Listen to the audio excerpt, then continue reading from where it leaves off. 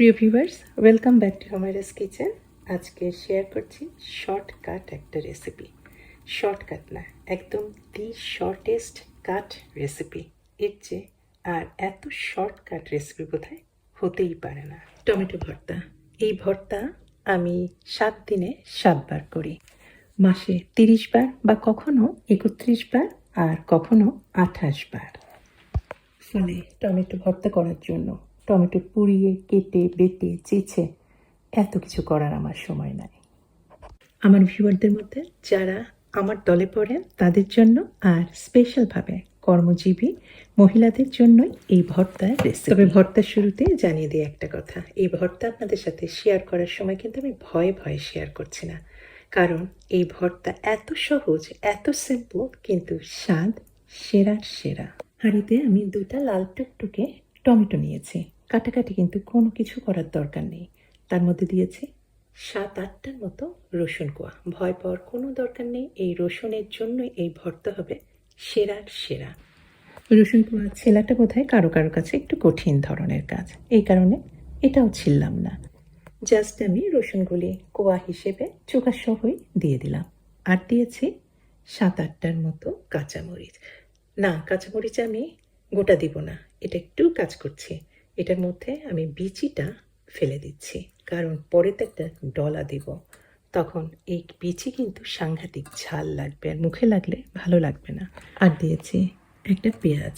পেঁয়াজটা আমার কাটাই ছিল। এটা লাল রঙের পেঁয়াজ, অবশ্যই সাদা রঙের পেঁয়াজও দিতে পারবে। আর মরিচ যারা এভাবে একটু কষ্ট করতে চাচ্ছেন না বা অসুবিধা নাই বিচিতে, সেক্ষেত্রে গোটাই দিবেন, কোনো অসুবিধা নাই। আর এই ইনগ্রেডিয়েন্টটা খুবই স্পেশাল। এটা হচ্ছে আমার গত দিনের রান্না করা টমেটো ভর্তা। কিছুটা বেঁচেছে, ফ্রিজে রেখেছিলাম, সেটাই দিয়ে দিলাম। সামান্য কিছুটা সাথে দিয়েছি পানি।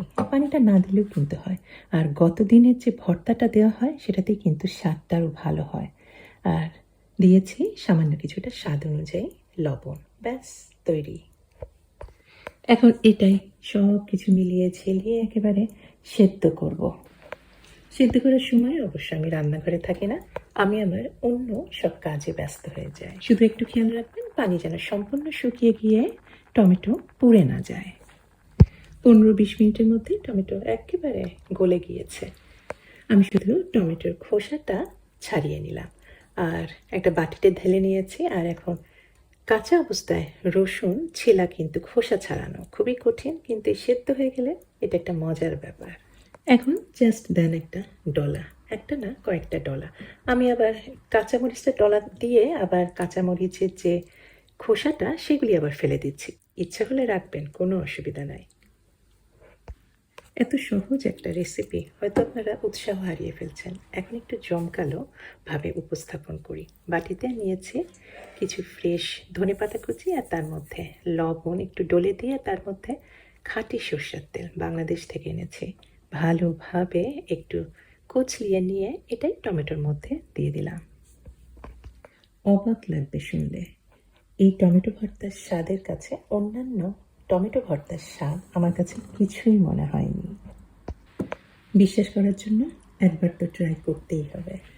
খাওয়ার সময় রসুনের একটা হালকা সুগন্ধ পাবেন, কাঁচা সর্ষের তেলের সুগন্ধ পাবেন, আর আগের দিনের যে লেফট ওভার টমেটো ভর্তাটা দেওয়া হয়েছিল, এতেও কিন্তু টমেটো ভর্তার টেস্টটা বেড়ে গেছে।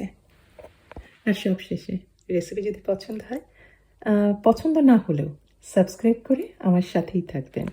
আপনাদের এই সাপোর্ট আমাকে অনেক মোটিভেট করে আমার নতুন শখের রেসিপিগুলি আপনাদের সাথে শেয়ার করার জন্য।